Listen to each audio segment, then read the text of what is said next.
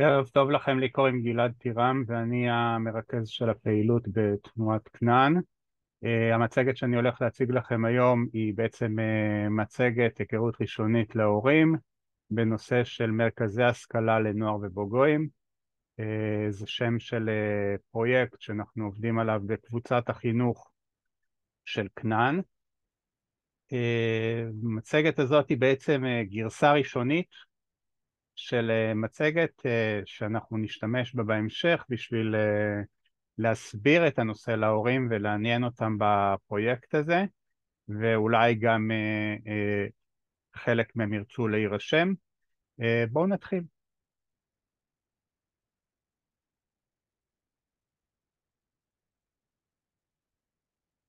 אז דבר ראשון, מהי מטרת המצגת? המטרה של המצגת היא בעצם היכרות ראשונית עם תנועת כנען. המצגת בנויה כאילו היא מיועדת למישהו שלא מכיר את תנועת כנען, אז אולי למי שכן מכיר זה ייראה טיפה משונה. שלום בריתרים, אנחנו ממש התחלנו עכשיו. אני רק יתחיל, אז אני אגיד מחדש. אנחנו בשקף הראשון, אוקיי? מטרת המצגת היא בעצם מצגת לאנשים שלא מכירים את כנען, ולפחות ככה היא בנויה. המטרה שלה היא בעצם לעשות היכרות ראשונית עם תנועת כנען, ולעשות היכרות ראשונית עם פרויקט מרכזי השכלה של כנען. הפרויקט הוא פרויקט שנמצא בבנייה, הוא פרויקט מתהווה, ולכן המצגת לא כוללת דברים כמו מידע על הרשמה, מקום, תשלומים. אנחנו עדיין לא שם, עוד לא השקנו את הפרויקט, אנחנו בעצם בודקים את הפרויקט, אנחנו מאפיינים את הפרויקט, אנחנו מציגים את הפרויקט להורים.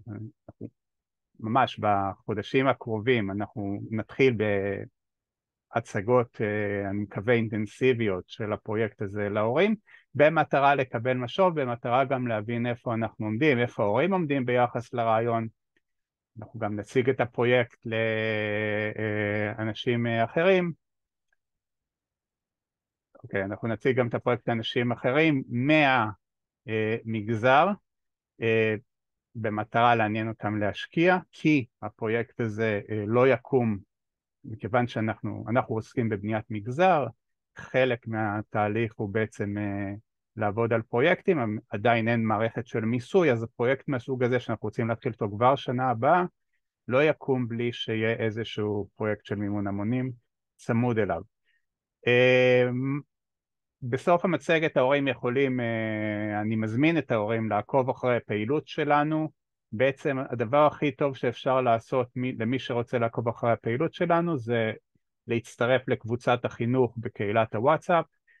יש פה קישור, אתם תקבלו את אחרי שהמצגת וההקלטה יהיו מוכנות, אני יוציא איזושהי רשימה, ובתוך הרשומה,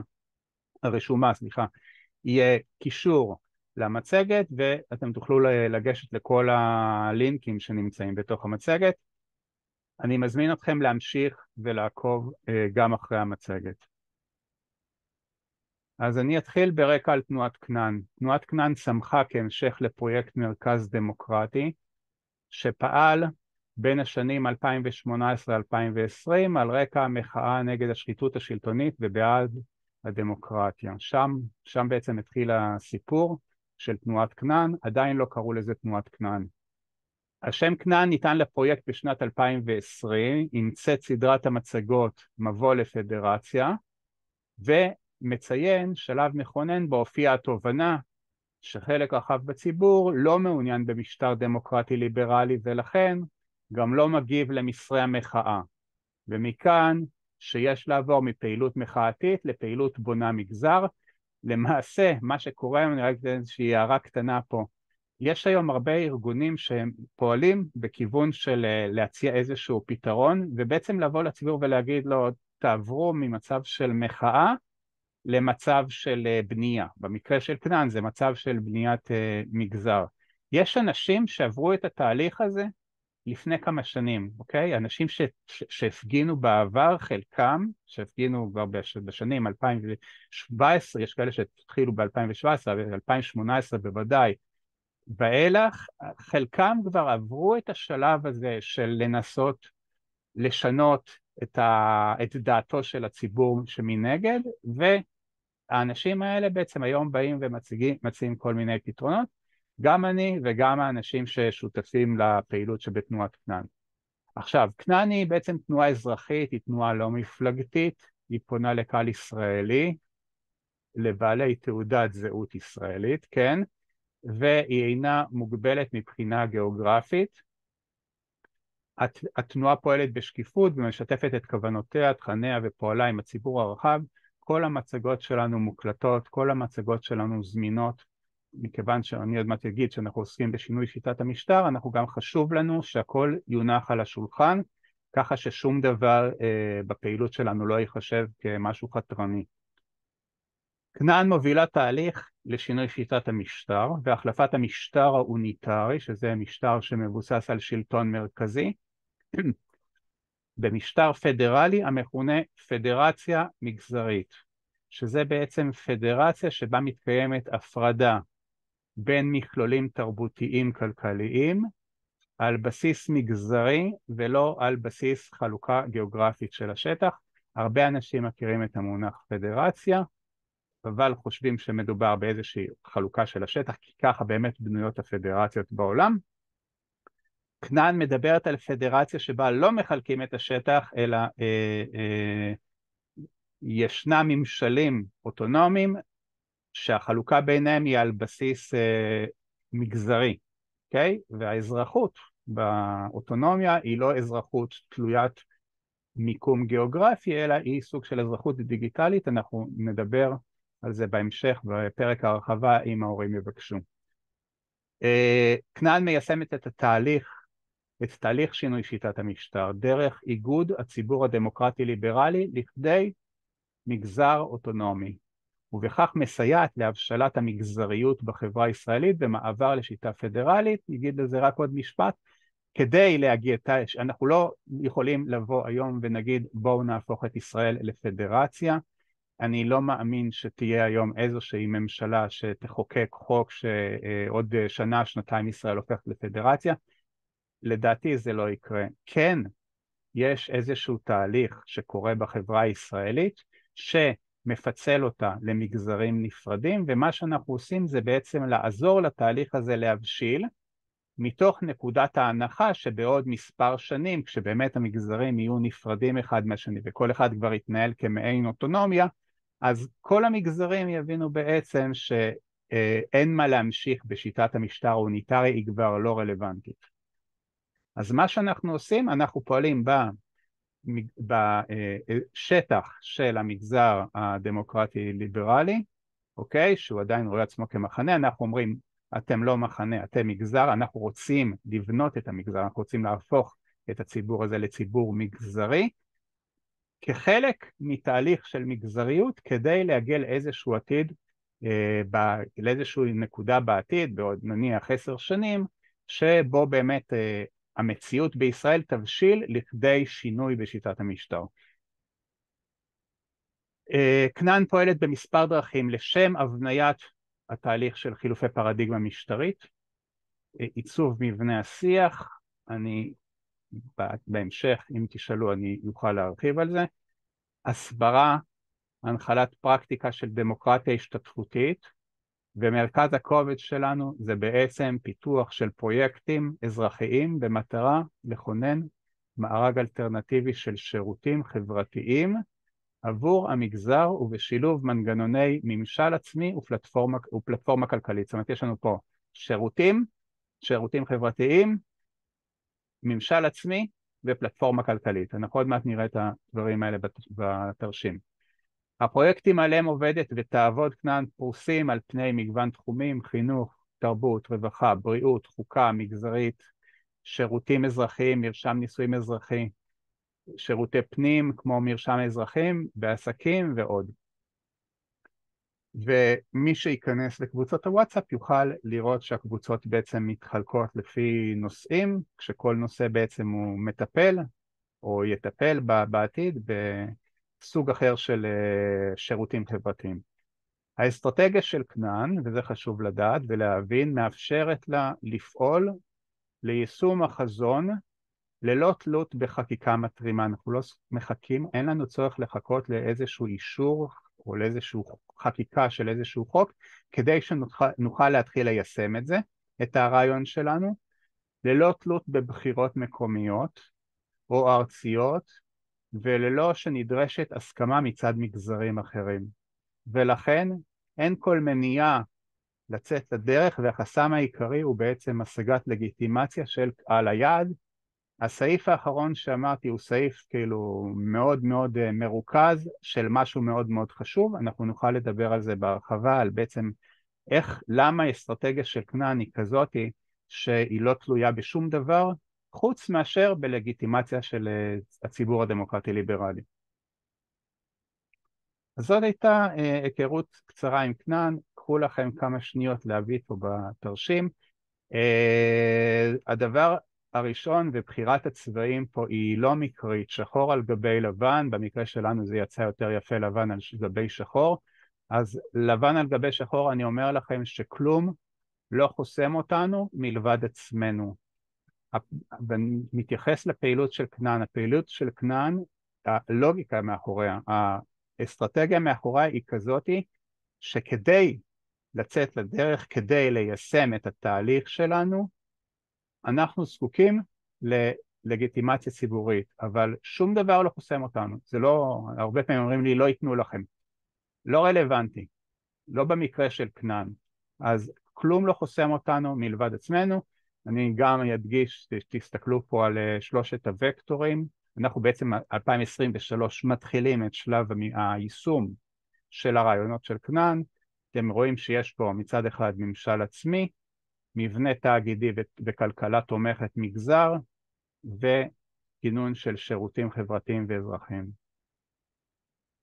כשבאיזשהו עתיד שנים משער שהוא בערך סדר גודל של 10 שנים מהרגע שהשירותים האלה יתחילו לצוץ לאוויר העולם, והפעילות של כנען באמת תהפוך מאיזושהי קבוצה קטנה למשהו יותר המוני, אני מניח סדר גודל של 10 פלוס שנים, אנחנו כבר נגיע לאותה מציאות עתידית שאותה הזכרתי, שבה יהיה ניתן להתחיל לדבר עם מגזרים אחרים על שינוי בשיטת המשטר, ולעבור למשטר שנקרא פדרציה מגזרית.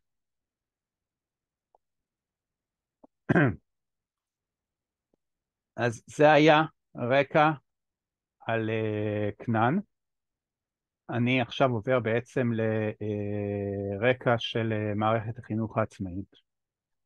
אז ככה, כנען בעצם חותרת לכינון של מערכת חינוך עצמאית פנים מגזרית, אשר פונה לקהל הדמוקרטי ליברלי על שלל גווניו וזהויותיו. עכשיו, עצמאות, כשאני אומר עצמאית, אני באמת מתכוון עצמאית, ובואו נראה מאיזה בחינות. עצמאות כלכלית ומימון ממקורות פנים מגזריים. מבחינה הזאת אני חושב שאנחנו, לפחות ממה שאני יודע, אנחנו הארגון היחידי שאומר שהפעילות שתוביל לאיזשהו עתיד חדש, לאיזשהו פתרון אחר לחברה הישראלית, הציבור הדמוקרטי ליברלי צריך לממן אותה בכוחות עצמו. אני לא נתקלתי בעוד ארגון כזה, יכול להיות שאני לא מכיר, אבל עצמאות אומר שאנחנו נוכל לממן בכוחות עצמנו, הכסף קיים. תחשבו על כלכלת המחאה, זאת אומרת כל מה שקורה סביב המחאה, ותבינו שהכספים קיימים. צריך לנתב אותם לכיוון של בניית מגזר במקום לכיוון של התנגדות, אבל זה נושא אחר שהוא לא למצגת שלנו. עצמאות רעיונית, אוקיי? אנחנו במערכת חינוך שלנו, אנחנו רוצים שתהיה לנו עצמאות רעיונית ויכולת לבחור את תוכני הלימוד מבלי להיות מבלי להיות כפוף למשרד החינוך ולגחמות השלטון המרכזי. אנחנו גם מדברים על עצמאות ערכית מהבחינה הזאת שתהיה לנו יכולת לבחור את ערכי הליבה והערך המוסף שמערכת החינוך מקנה לבוגריה, מבלי לתת דין וחשבון לשרים ממגזר אחר.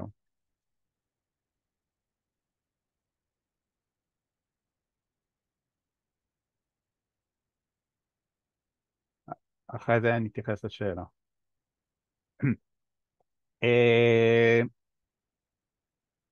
אז ככה, מערכת החינוך הזאת שאנחנו מתכננים, היא תקלוט קהלים מקבוצות זהות מגוונות.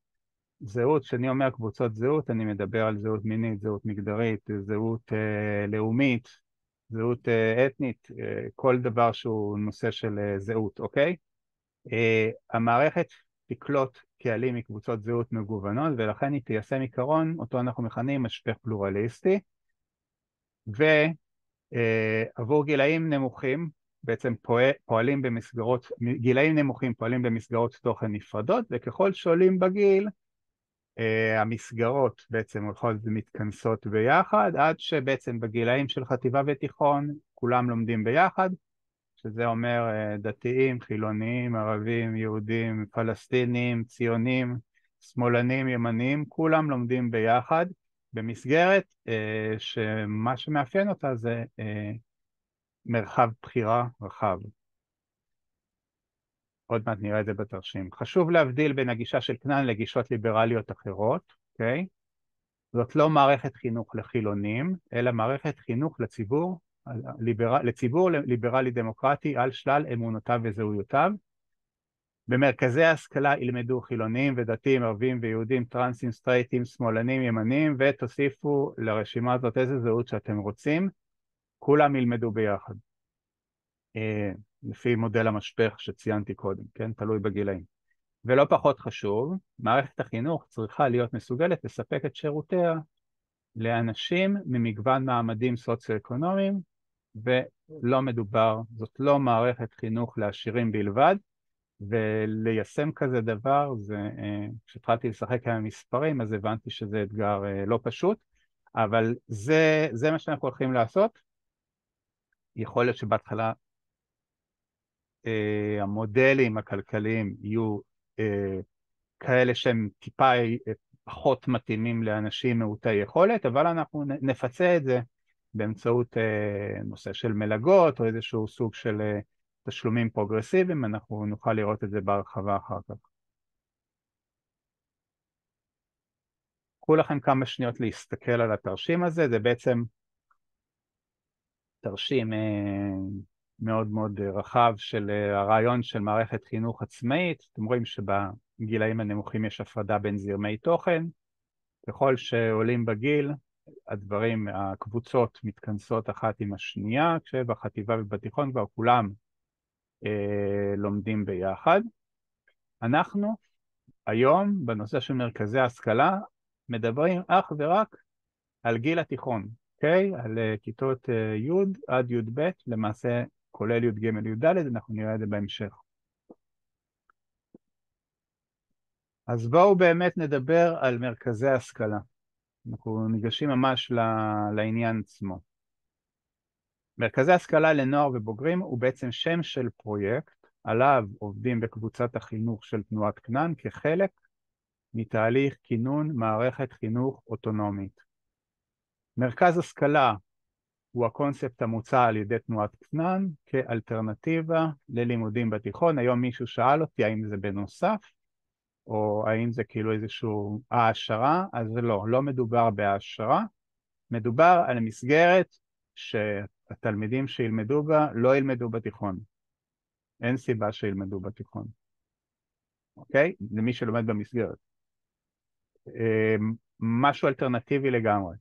עכשיו הגענו לקונספט הזה דרך תהליך שכלל את בדיקת הרגולציה כרוכה בהקמה של בית ספר פרטי, והקונספט של מרכזי השכלה שהגענו אליו דרך אותו תהליך, ראינו שהקונספט הזה הוא בעצם פשוט יותר ליישום מהקונספטים של בית ספר פרטי או מכללה, לכן הוא מתאים גם לנו כגוף שרק נכנס לתחום הזה של החינוך, מאוד מתאים לנו מהבחינה הזאת, שזה יחסית יותר פשוט מאשר להקים בית ספר פרטי, גם יותר זול מאשר להקים בית ספר פרטי, אבל מבחינת מימון יש מינוסים אחרים, וניגע בזה אחרי זה בנושא של המודל הכלכלי.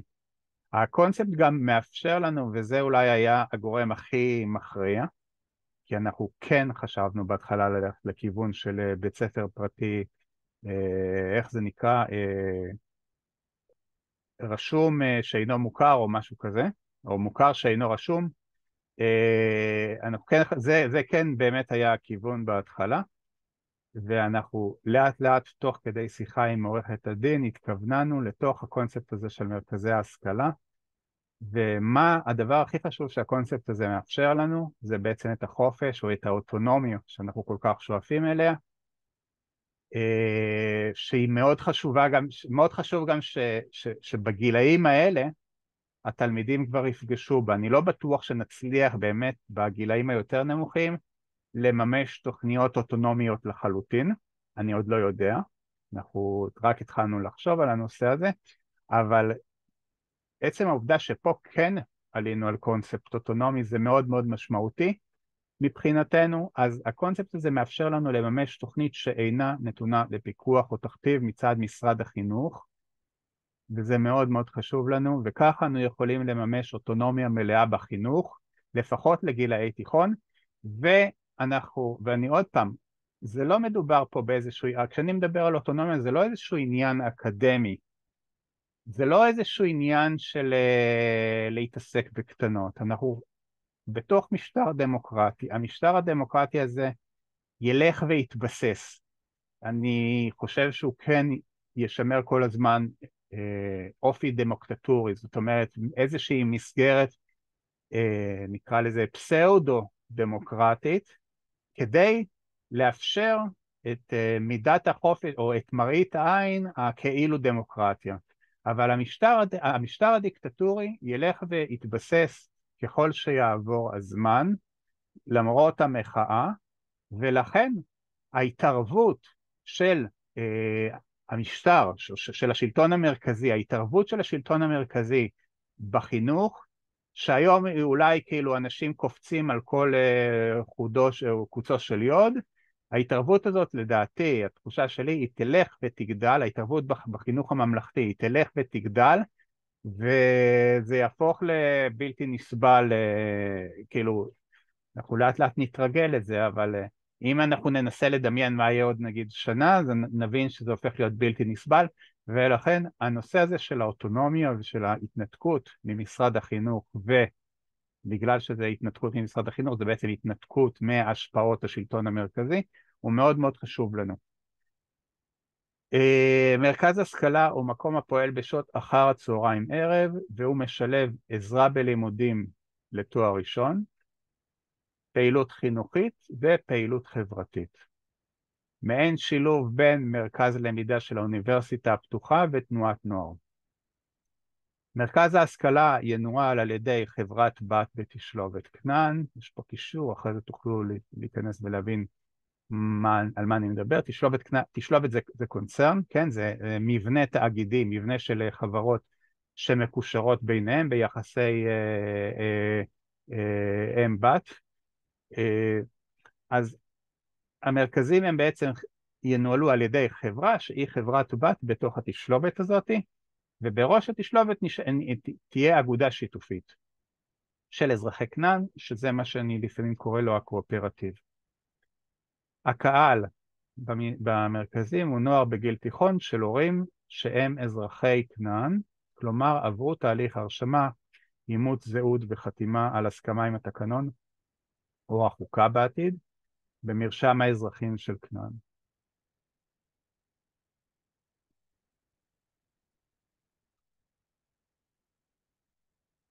בואו נעבור על עקרונות כלליים של מרכזי ההשכלה.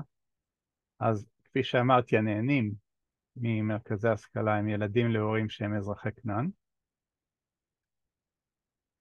מרכז ההשכלה הוא מרכז למידה שאינו מספק חינוך שיטתי, זו הגדרה שהיא הגדרה מאוד מאוד בסיסית כדי שזה יוכל לעבוד עם הסעיף הבא שאומר שהתלמידים במרכז יימצאו במסגרת של חינוך ביתי, אוקיי? ואני רק אגיד כדי שלא נצטרך, גם בלי ההרחבה, בלי השקף ההרחבה, אני אגיד שמרכזי הלמידה הם לא פונים לקהל יעד שתכנן לעשות בעתיד חינוך ביתי, אלא לקהל יעד רגיל של תלמידים שלומדים היום בחינוך הממלכתי, אלא שכדי ללמוד במרכזי הלמידה, אוקיי? וכדי לאפשר את אותו נתק ממשרד החינוך, צריכים להתקיים שני תנאים. מצד אחד, התלמיד צריך להיות רשום כתלמיד בחינוך ביתי, זאת אומרת מי שירצה, הורים שירצו שהתלמיד ילמד במרכזי הלמידה יצטרכו לרשום אותו כתלמיד בחינוך ביתי, ומצד שני, כדי שהמרכז יוכל לעמוד בתקנות של חינוך ביתי, אז מרכזי הלמידה הם בעצם מקום שעוסק בסיוע בלמידה, הוא לא מקום שעוסק בחינוך שיטתי או למידה שיטתית. זה לא בית ספר, אוקיי? זה חשוב להבין. מרכז הלמידה הוא לא בית ספר, הוא סוג של, סליחה, המרכז השכלה הוא סוג של מרכז למידה, הוא לא בית ספר. מרכז השכלה מספק מסגרת חמש שנתית מי' עד י"ד, והשנים י"ג י"ד הם שנות בחירה למי שקיבל פטור מגיוס. השנים האלה הם חלק אינטגרלי מהתוכנית של מרכז ההשכלה, אנחנו נראה את זה בהמשך. במרכזי הלמידה, כן? זה צריך להיות במרכזי ההשכלה, לא לומדים לבגרות, אוקיי? זה חשוב להבין, לא לומדים לבגרות. במקום זאת, לומדים לקראת תואר ראשון, אני גם אגיד על זה רק עוד משהו, למרות שיש את זה בשקף המרחיב. מבחינתנו, הבגרות היא בעצם המנגנון שכובל אנשים לחינוך הממלכתי, אוקיי? ובלי להרחיב על זה יותר מדי, מתוך ההבנה הזאת, אנחנו לא מעוניינים ללמד לבגרות, אנחנו לא מעוניינים במנגנון של הבגרות בתוך מרכז הלמידה, במקום האלטרנטיבה היא בעצם לימודים לתואר ראשון. איך? עם הקורסים של האוניברסיטה הפתוחה. במרכזי ההשכלה אין חלוקה לפי קבוצות גיל, והפעילות החברתית או החינוכית היא תותאם לגיל ותאפשר עירוב בין גילאים תוך הפעלת שיקול דעת. הלמידה עצמה היא לא, זה לא שמתחלקים לכיתות י', י"א, י"ב, לא. לומדים ביחד לפי נושאים. לדוגמה, אם מישהו לוקח נגיד קורס מבוא לפסיכולוגיה, אז יכול להיות תלמיד בי"א ותלמידה בי"ב ועוד איזשהו תלמיד בכיתה י', וכולם לוקחים את אותו קורס, ויכול להיות שהם ילמדו ביחד ויעברו למשל איזשהו מפגש הנחיה עם אחד המדריכים ביחד. אין חלוקה לפי גיל. בפעילות החינוכית מצד שני אם יהיה צורך תהיה חלוקה לפי גיל. עכשיו, מרכזי ההשכלה פועלים על פי תפיסת זהויות של כנען, שהיא הפרדה בין זהות לכוח, שזה בעצם תחשבו, רק אגיד על זה עוד משפט, יש את זה בהרחבה, אבל תחשבו, כמו שאנחנו אומרים, להפריד דת ומדינה, שזה עיקרון פרטי, אז תחשבו שהפרדה בין זהות לכוח זה עיקרון כללי. אוקיי? זה לא רק דת ומדינה, זה לא רק הזהות האמונית ממנגנון הכוח של המדינה, אנחנו מדברים הפרדה בין זהות לכוח היא בכלל הפרדה של נושא הזהויות מהנושא הפוליטי. אוקיי? זה נושא מאוד כבד, יש עליו מצגות, אני אוכל לדבר עליו גם בהרחבה אם תרצו. מרכזי השכלה יהיו פרוסים בכל הארץ, מרכזי ההשכלה אינם חלק מהרשות המקומית, אוקיי?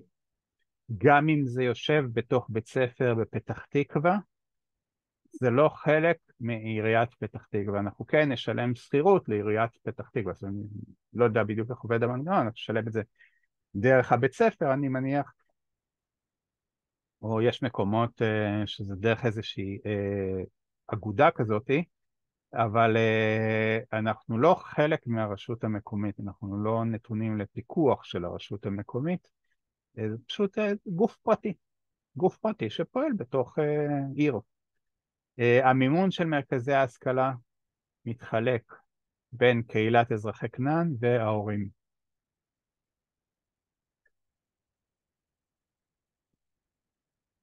אז במרכזי ההשכלה יש שילוב בין השכלה, חינוך וחברה. ניסיתי לייצר פה איזשהו תרשים עם מלל, בואו נראה. יש מרכז השכלה משלב 3 מסגרות. מסגרת לימודית, שהיא בעצם תוכנית הלימודים היא תוכנית לתואר במסגרת האוניברסיטה הפתוחה. תוכנית מאפשרת לצבור נקודות זכות לתואר אקדמי של האוניברסיטה הפתוחה, שאותו ניתן להשלים בי"ג, י"ד או בעתיד.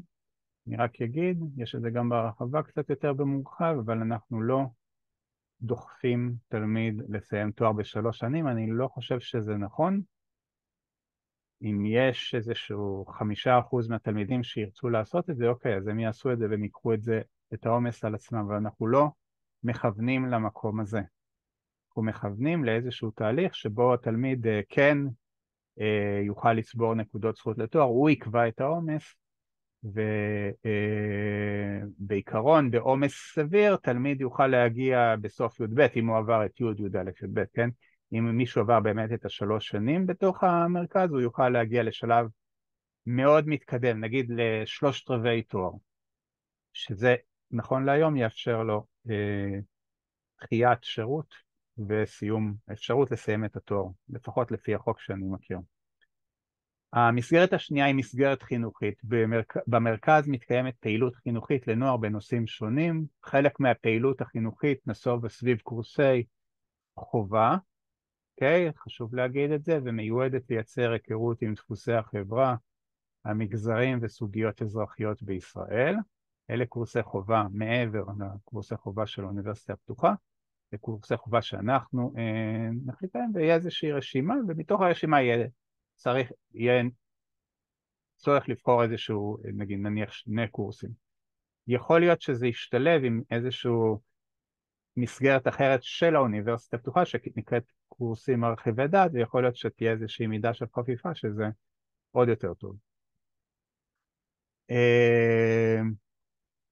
חלק אחר מהפעילות החינוכית, כן? נסוב סביב נושאים שבראש מעייניהם של בני הנוער, כמו למשל יחסים מיניים, תכנון העתיד, סיטואציות חברתיות, חשיפה לסמים ואלכוהול, שירות צבאי, יציאה לעבודה ועוד.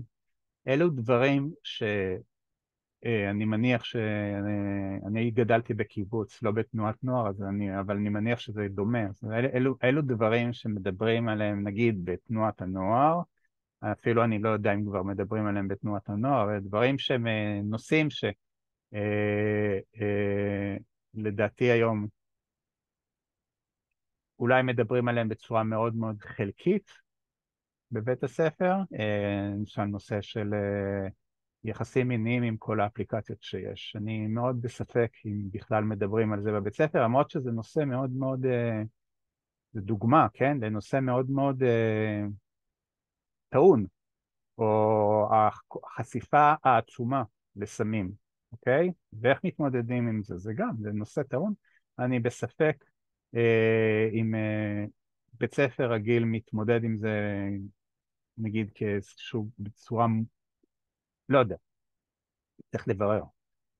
בכל מקרה לנו, אף אחד לא עומד לנו על הראש, ואנחנו יכולים להבנות את הפעילות החינוכית, באמת, לפי הראש, לפי התפיסה שלנו, כדי באמת שיהיה ניתן לדבר על כל הדברים האלה בתוך המסגרת של מרכזי השכלה. ולבסוף יש גם את המסגרת החברתית, שהיא בעצם המרכז הוא בעצם מוקד למפגש חברתי, שסביבו גם של התלמידים וגם של ההורים, זו הקהילה שמסביבם, אז מוקד למפגש חברתי שסביבו מתגבשת קהילת תלמידים. קהילת המרכז מקיימת במשותף טיולים, טיולים שנתיים. יש את זה גם בתמחור, כשאתם תלכו למצגת של התמחור, אתם תראו שיש שם טיולים ומסיבות, יש שם חישוב של גם כמה עולות המסיבות. אז טיולים, מפגשי חברה, שיחות חברה, מסיבות, הרצאות ועוד. אתם יכולים לראות בתרשים שמבחינת מסגרת לימודית יהיו מדריכי למידה, מבחינת מסגרת חינוכית יהיו מדריכים חברתיים, ומבחינת המסגרת החברתית גם יהיו המדריכים החברתיים או מדריכי נוער, ושילוב של ההורים, למשל הורים שיבואו לתת הרצאות. בבסיס האדמיניסטרטיבי יש מנהל או מנהלת ומזכיר או מזכירה, אוקיי? שזה בעצם מה שלדעתי צריך בשביל מרכז בסדר גודל של נגיד עד 50, אפילו עד 150 איש, יכול להיות שיהיה צריך טיפה יותר, אבל זה פחות או יותר מה שצריך. מדריכים והנהלה.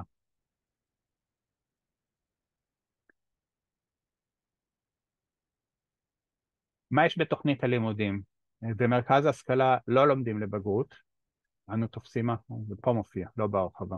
אוקיי, אז במרכז ההשכלה לא לומדים לבגרות, אנו תופסים את נושא מבחני הבגרות ככלי שכובל את הציבור למשרד החינוך, קרי לגחמות השלטון, ולפיכך כלי שכובל הורים ותלמידים לזרם החינוך הממלכתי, ובכך איננו רוצים.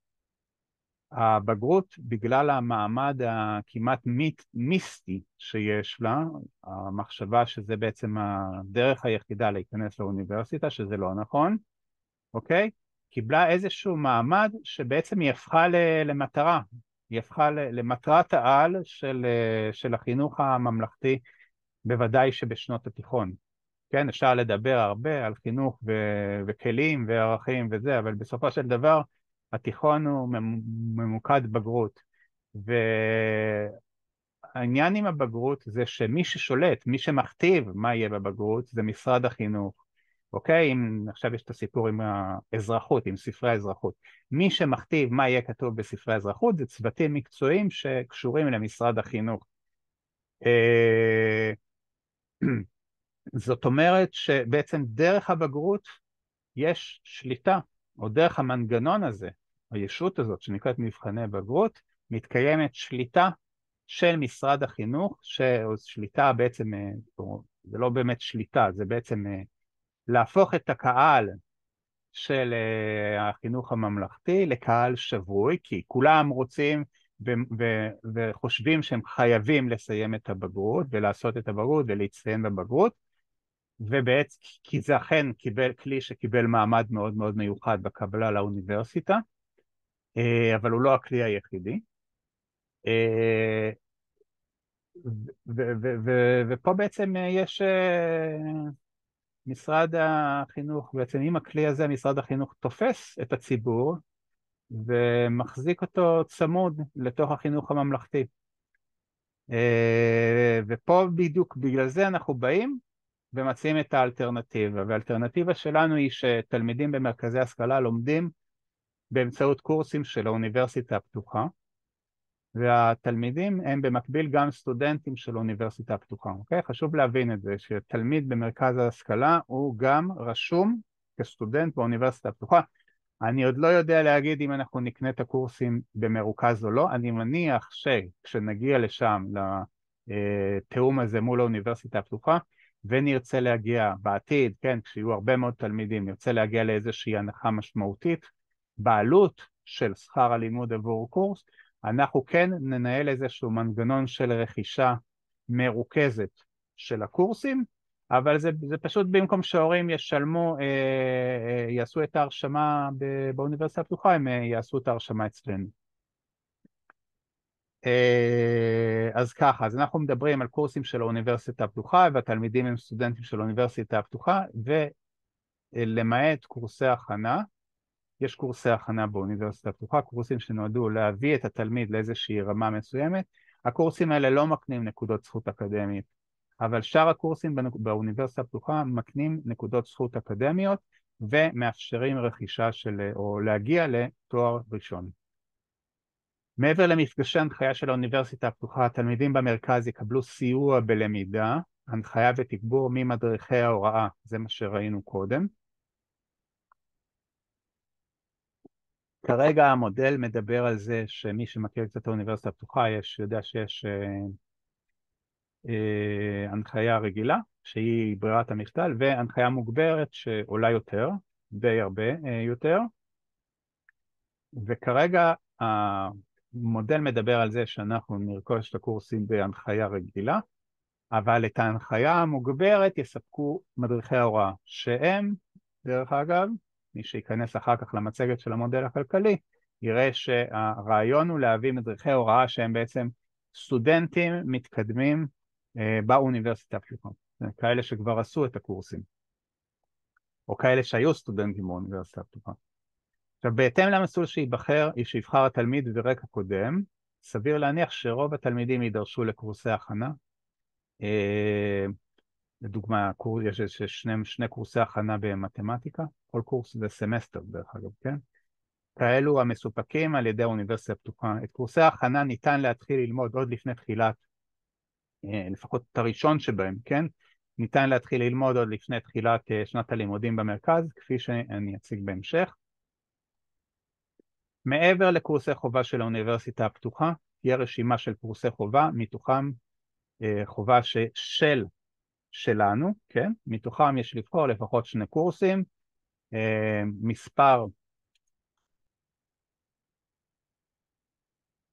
מספר הזה, כרגע אני אומר 2 קורסים, יכול להיות שזה יהיה 3, אנחנו נחליט על זה, נתכוונן למספר המדויק בעתיד, וכפי שאמרתי קודם, תיתכן חפיפה כלשהי עם התוכנית שנקראת קורסים מרחיבי דעת של האוניברסיטה הפתוחה. המסלול יכול להיות מוכוון, זה חשוב להבין לתלמידים שמקשיבים עכשיו, המסלול יכול להיות מוכוון לקראת תואר אקדמי, כלומר, הבחירה של הקורסים תהיה בהתאם לדרישות מסוימות של הרכב קורסים כזה או אחר של האוניברסיטה הפתוחה. מי שרוצה ללמוד, או מי שרוצה שהתואר שלו יהיה תואר בפסיכולוגיה, צריך לקחת כמות מסוימת של קורסים מתחום הפסיכולוגיה. יכול לקחת גם קורסים אחרים. אני עשיתי פסיכולוגיה ופילוסופיה למשל, וגם לקחתי קורסים בקורס מבוא במדעי הטבע וקורס מבוא במדעי החיים. דוגמה. דרך אגב, האוניברסיטה הפתוחה, יש לה היום את הקונספט שמי שלומד מדעי החברה צריך לקחת גם קורסים. זה הנושא הזה שנקרא קורסים מרחיבי דעת, אוקיי? קיים היום קונספט שהוא כבר חובה, של לדוגמה מי שלומד מדעי הטבע צריך לקחת, אני חושב, 2 קורסים ממדעי החיים, ולהפך. מי שלומד מדעי החיים או מדעים מדויקים צריך לקחת ממדעי הטבע, ממדעי החברה או ממדעי הרוח. עכשיו, חשוב להבין להורים שהתלמידים הם אלו שאחראים על תוכנית הלימודים, זאת אומרת על לקבוע איזה קורסים הם ייקחו. יכול להיות, אני אומר בהערת אגב, שאנחנו כן נמליץ בתקופה מסוימת לפחות בהתחלה, לרכז בנושאים מסוימים כדי שנוכל להתארגן יותר טוב בהתחלה מבחינת המדריכים, אבל בהמשך, כשיהיו הרבה תלמידים והרבה מנחים, אז ההנחה היא שכל אחד באמת בוחר את המסלול, כמו באוניברסיטה הפתוחה, בוחר את המסלול וגם בוחר את העומס, אוקיי? אנחנו לא מכתיבים שצריך לקחת 2 קורסים בסמסטר, ויכול להיות קורס אחד בסמסטר. חשוב להבין שקורס לוקח סמסטר, ובסוף הקורס יש מבחן, זאת אומרת שפחות לפי מה שאני יודע, לא ניתן למתוח קורס על פני 2 סמסטרים, אבל יכול להיות שאני טועה, זה משהו שצריך לבדוק אותו. אבל השורה התחתונה ומה שחשוב להבין זה שהתלמיד הוא זה שמעצב את תוכנית הלימודים שלו, והוא גם זה שבוחר את העומס. אם יש תלמיד שעובד, הוא יוכל לשלב את העבודה עם הלימודים בצורה שלא מתאפשרת כיום בבתי ספר. ואם יש תלמיד שלדוגמה, לא יודע מה, מנגן בכינור והוא צריך להתאמן 3 שעות ביום, אז יש לו פה אפשרות, תחשבו, פה יש באמת אפשרות, לשלב לימודים ומשהו נוסף. אנחנו יודעים שכאילו כולם הולכים לאיזשהו שילוב, גם בשוק העבודה מדברים על זה שהדור, קוראים לזה דור הזה, כן, הם מאוד חשוב להם לשלב נושאים שונים. ואנחנו גם הולכים למסלול כזה שמאפשר, שאנחנו כבר, זה לא הדור שלי שגדל בשנות ה-70 וה-80, זה דור אחר שכן משלב דברים בצורה שונה, ואנחנו פה בעצם נותנים אפשרות שלא קיימת במסגרת פורמלית של בית ספר שמגיעים ב7:30 ומסיימים ב4. אז יש פה איזשהו טיקט מאוד מאוד חזק מבחינתנו, למשהו לאפשרות שלא קיימת במערכת רגילה. עכשיו, התוכנית היא לא מכתיבה כמות של קורסים ועומס, כפי שאמרתי, רק אגיד שמבחינת מודל כלכלי, יכול להיות שנגיד כן נציב איזשהו רף עליון לכמות קורסים שנתית, במסגרת הסדר ההשתתפות של הקהילה במימון. ברגע שיהיה לנו מודל קבוע, אז נוכל להגיד אם אנחנו, אם אנחנו נגיד מממנים או משתתפים במימון של עד נניח 5 קורסים בשנה. אין לי כרגע תשובה מדויקת על זה, אבל אני אומר, יכול להיות שאנחנו נגיד, התלמיד יכול לקחת, אם התלמיד רוצה לקחת 7 קורסים בשנה, הוא יכול לקחת, אבל אנחנו כאילו בהסדר שלנו, ביחס בין ההורים, בין תשלומי ההורים לתשלום של הקהילה, אנחנו מסתכלים רק על 5 קורסים. יכול להיות, קחו בחשבון שיכול להיות גם דבר כזה. עכשיו, אנחנו לא מאיצים בתלמידים לסיים תואר ב3 שנים, תלמיד שצובר כמחצית מנקודות הזכות לפני גיוס, יכול, פחות נכון להיום, לבקש דחיית שירות, ויוכל להשלים את זה במסגרת י"ג י"ד. עכשיו בואו נסתכל קצת על תרשימי הזרימה. התהליך מתחיל בכיתה ט'. אז דבר ראשון, זה קורה כאילו בכל שנה, עד ל-30/4, ההורים צריכים להגיש בקשה לחינוך ביתי. מקבלים אישור או דחייה, אנחנו מניחים שניתן אישור, ואז בעצם בינתיים, במקביל להמתנה לאישור, כבר מתחילים לתכנן את מסלול הלימודים, אז פונים לייעוץ במרכז ההשכלה הקרוב, יהיה מישהו שייתן ייעוץ. עכשיו אני נזכר ששכחתי להכניס את זה למודל הכלכלי.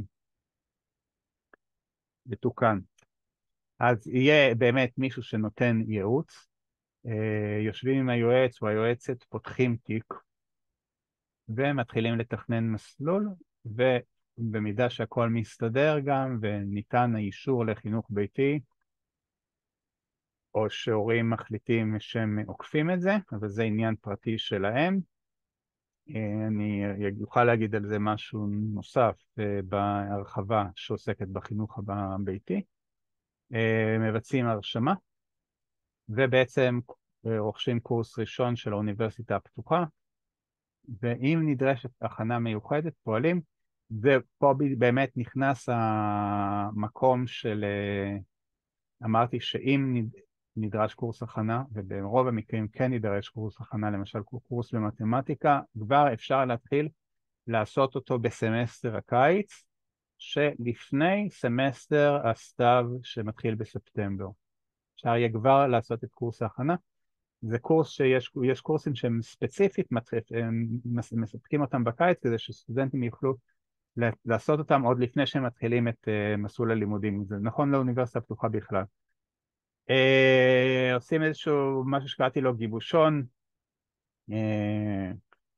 ובעצם איזשהו תהליך של היכרות עם מרכז ההשכלה, התנסות בלמידה עצמית, איזושהי הכנה חינוכית, חשיפה לתוכנית החינוכית, וכמובן מכירים את החברים, מחליפים טלפונים, וכל זה קורה, נגיד איפשהו מאמצע כיתת ט' ועד החופש הגדול, למעשה עד ספטמבר, ואז מתחילה שנת הלימודים האקדמית. אנחנו עובדים לפי שנה אקדמית, לא לפי שנת לימודים רגילה, לכן גם אין חופש בעיקרון, בעיקרון המרכז פועל כל השנה. איך זה עובד? פשוט מגיעים למרכז בשעות אחר הצהריים, התלמיד, אני מזכיר, תלמיד לומד קורס של האוניברסיטה הפתוחה, זה בעצם מתבסס, תוכנית הלימודים מתבססת על למידה עצמית, הספרים של האוניברסיטה הפתוחה וחומרי הלימוד של האוניברסיטה הפתוחה מתוכנתים, אוקיי? או באמת מהונדסים ללמידה עצמית למי שלא מכיר, ואנחנו מספקים בנוסף את אותו רובד שנקרא מדריכי ההוראה, כמו כל סטודנט באוניברסיטה הפתוחה, עושים איזושהי חטיבה, לומדים חטיבת ידע, ואז יש איזושהי מטלות שצריך להגיש אותן לאוניברסיטה הפתוחה, למנחה שבאוניברסיטה הפתוחה, לא למנחה שבמרכז, וכמובן יש מפגשי הנחיה של האוניברסיטה הפתוחה, אנחנו ננסה בעתיד הרחוק לאפשר שהמפגשי הנחיה יתבצעו בתוך מרכזי ההשכלה, נניח תלוי בכמות התלמידים שיהיו שם, אם צריך גם ממשיכים את תוכנית ההכנה, ההשלמות. מבחינת תוכנית חינוכית, מה שתלמיד עושה ברגיל זה בעצם להשתתף בתוכנית החינוכית, שזה קורה באותן שעות, כן? לעשות את קורסי החובה, להשתתף בשיחות, אני מניח שנגיד אם דוגמה המרכז פועל נניח מ-4 עד 7, אז יכול להיות שבשעה 6 באיזה יום בשבוע יהיה פעולה, כמו בקיבוץ, כמו בתנועת נוער, יהיו פעולות, או יושבים, מנהלים איזושהי שיחה, מבצעים איזשהו, לא יודע, איזשהו משהו. יהיו הרצאות, אוקיי? גם זה חלק מהתוכנית החינוכית, אבל זה משתלב, אוקיי? זה הכל קורה בתוך מרכז הלמידה. דברים שלאו דווקא קורים בתוך הגבולות של מרכז הלמידה, זה בעצם התוכנית החברתית, שחלק ממנה אולי יהיה בתוך מרכזי הלמידה. אנחנו שוכרים מקום, אז אולי רק חלק קטן מהפעילות החברתית יהיה בתוך מרכזי הלמידה. מעבר לזה, טיולים, לימודים ובחוץ, ומסיבות, נצטרך למצוא פתרון של איפה עושים את זה. לא יודע, למשל לזכור לאיזשהו יום אולם ספורט באיזושהי עיר.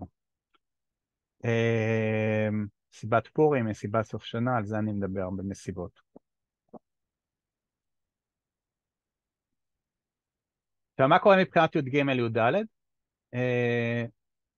מתחילים את שנת הלימודים האקדמית, אותו דבר כמו תלמיד רגיל, אלא שכבר י"ג י"ד אנחנו משערים שרוב התלמידים שלמדו בעומס סביר של נגיד 5 קורסים בשנה, בי"ד כבר יוכלו לסיים את התואר הראשון, okay? זאת אומרת להגיע לגיל 20 עם תואר ראשון, בשורה התחתונה פה.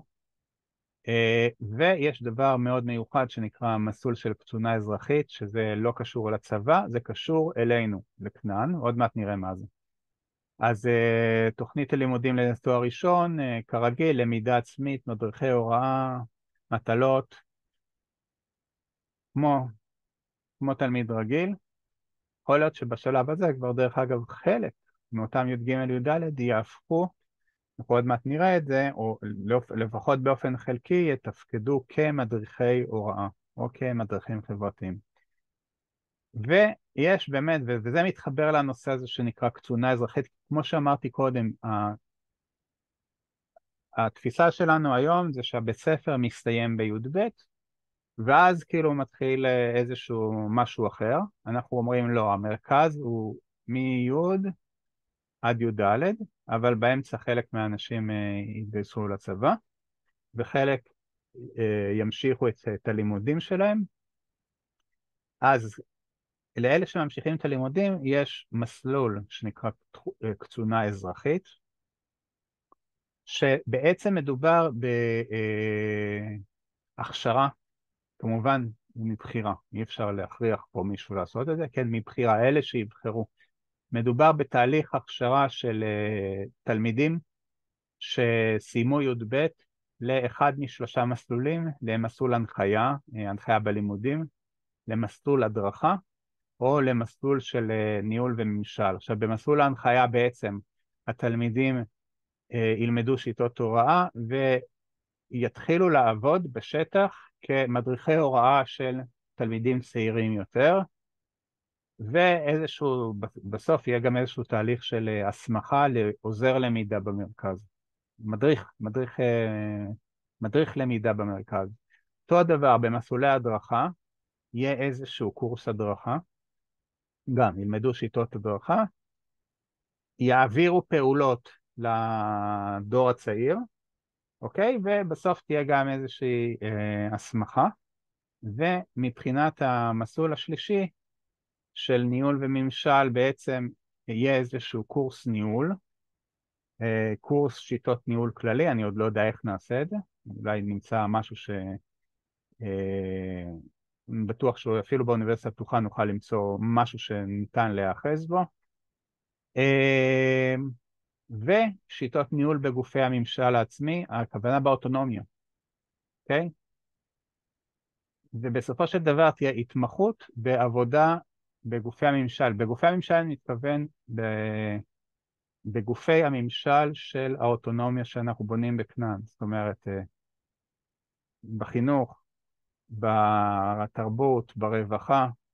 התלמידים האלה שבמסלול של הניהול וממשל, אלו תלמידים שיהיו, או חלק מהם יהיו בעצם דור ההמשך שיוביל את המיזם הזה של כנען לתקופה של פדרציה מגזרית.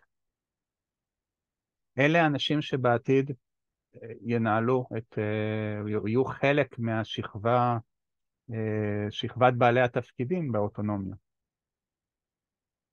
כמובן מבחירה, לא ניתן לכפות את זה. ויש אפשרות גם לבוגר שיצא לצבא וחזר, בעצם להמשיך את הלימודים, אני לא יודע איך זה יסתדר עוד מבחינת מודל כלכלי, אבל כן יהיה ניתן להשתלב בטוח במסלול הזה של קצונה אזרחית. עוד פעם, אם אנחנו מדברים על קונספט שהולך ותופח לסדר גודל של, אני חישבתי דרך אגב, שאיפשהו נגיד בשנים הקרובות, סדר גודל של כמות התלמידים בתיכון לציבור הדמוקרטי ליברלי הוא בסביבות 109,000 תלמידים, ומן הסתם יש גם בתי ספר אחרים, אז נניח בהצלחה פנומנלית מחזיקים, נקרא לזה נתח שוק במרכאות, נתח שוק של 50%, אז מדובר על 50,000 תלמידים, זה כבר הרבה מרכזים ויחסית מרכזים גדולים. כל הנושא הזה של הקצונה האזרחית של תלמידים בוגרים שהולכים ובעצם חוזרים פנימה לתוך המערכת ומסייעים לה להמשיך ולגדול, זה נושא מאוד מאוד חשוב. לסיום, איפה אנחנו עומדים בעצם? אז בהמשך לסקירה רגולטורית,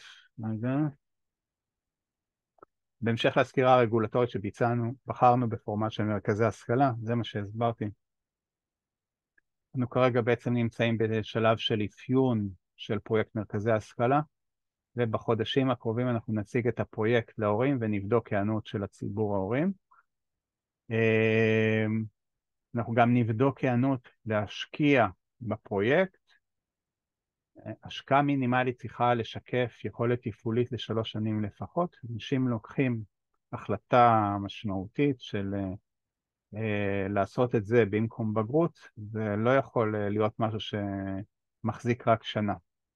אז זה אומר שההשקעה, או כמות ההשקעה שנצטרך כדי להתחיל להניע את זה, היא גדולה. היא לפחות אמורה לחסות 3 שנים.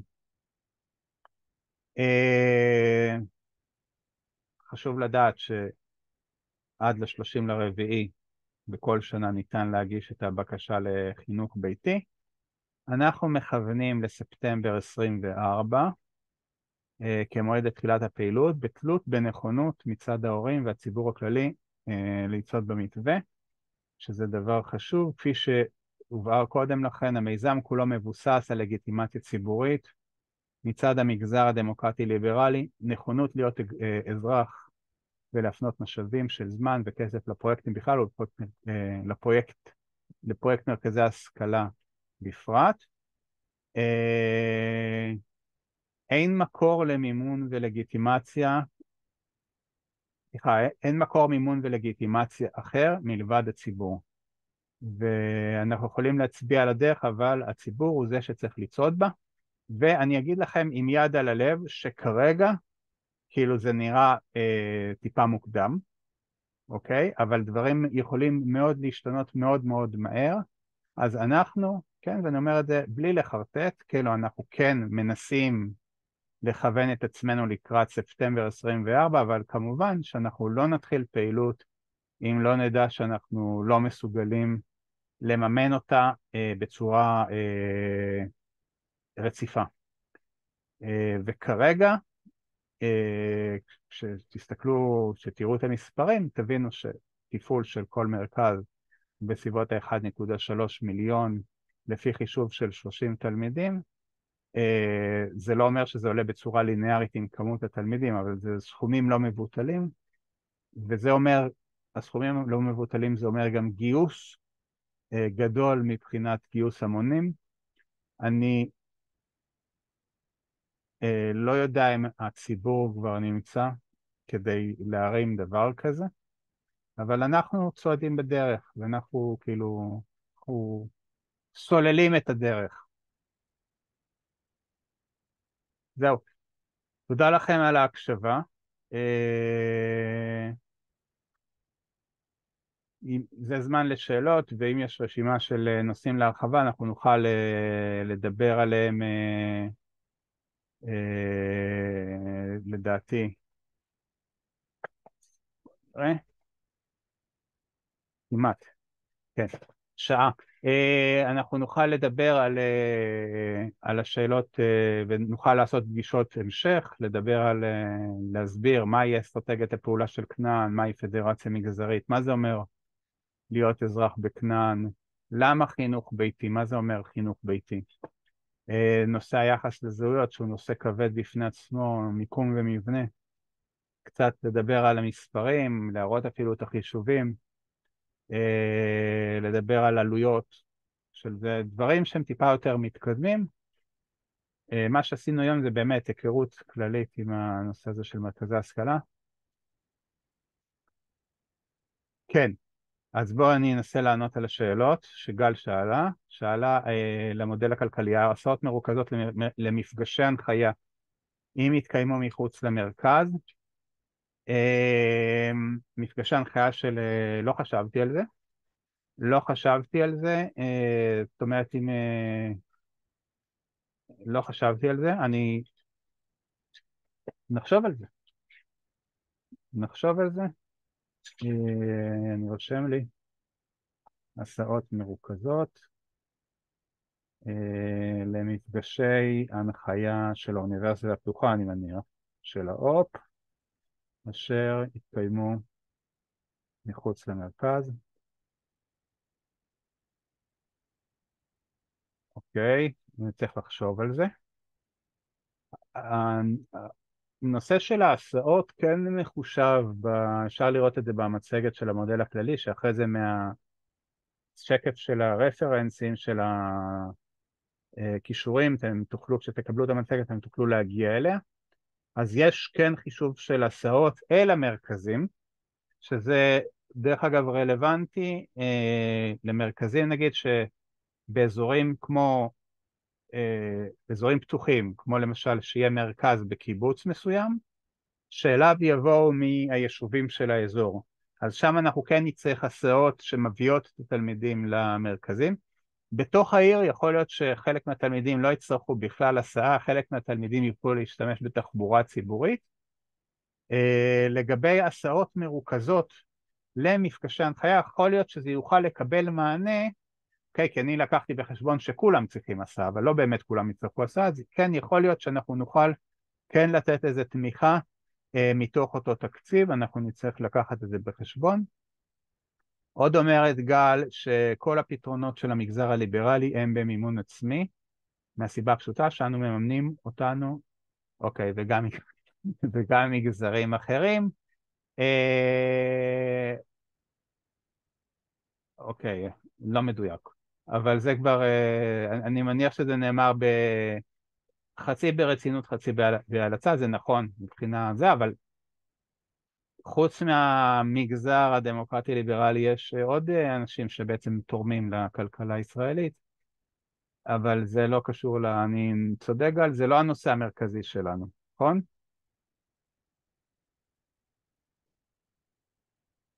אוקיי, אין גל כנראה, רגע,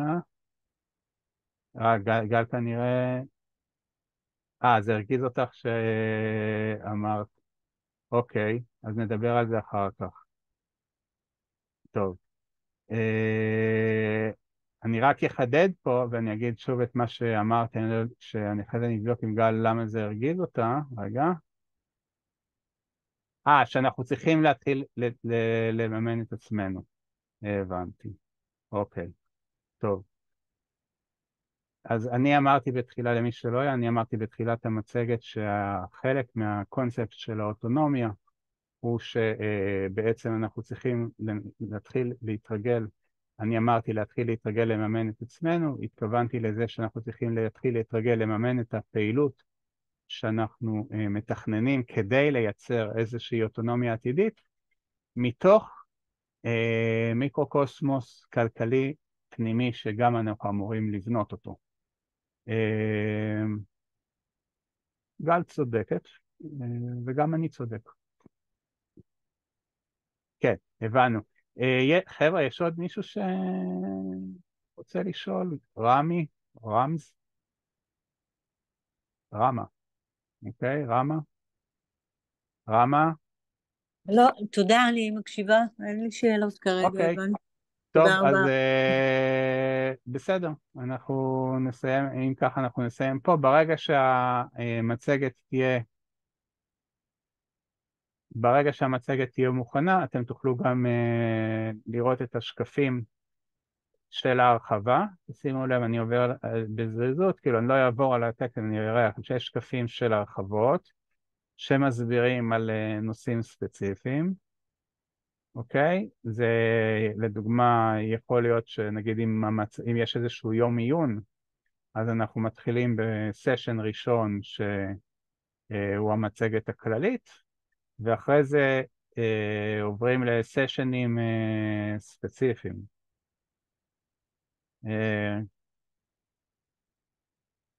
אוקיי? ובסוף גם, אם תסתכלו, יש נספחים, ובנספחים זה לא כל כך מפורט, אבל יש גם חישובים, כל מיני חישובים. יש ממש טבלאות שמראות איך מתבצע החישוב, למשל חישוב של שיעור הציבור הליברלי על פי תוצאות לבחירות. אוקיי. זה יופיע במצגת שאני אשתף. אז